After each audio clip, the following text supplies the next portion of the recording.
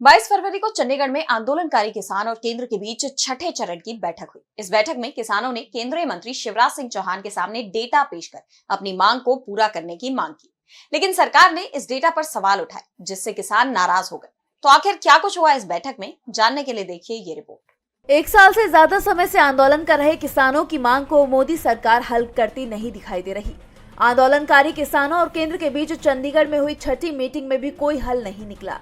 2.5 घंटे चली मीटिंग में किसान एमएसपी की गारंटी की मांग पर अड़े रहे।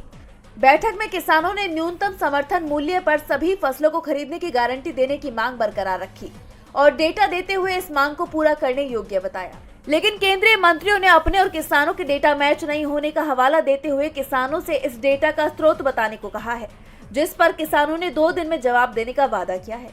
इसके बाद अगली बैठक में चर्चा करने का फैसला लिया गया।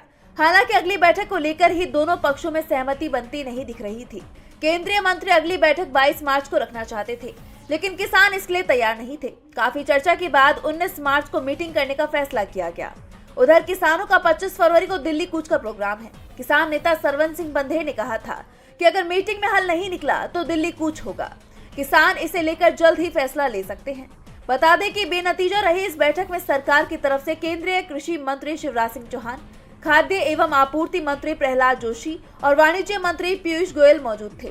वहीं इस बैठक के बाद शिवराज सिंह चौहान ने कहा कि बैठक अच्छे माहौल में हुई। हमने मोदी सरकार की प्राथमिकताएं किसानों के सामने रखी, किसानों की बातें सुनी। किसानों के पास अपने आंकड़े हैं और केंद्र सरकार के पास अपना डेटा है।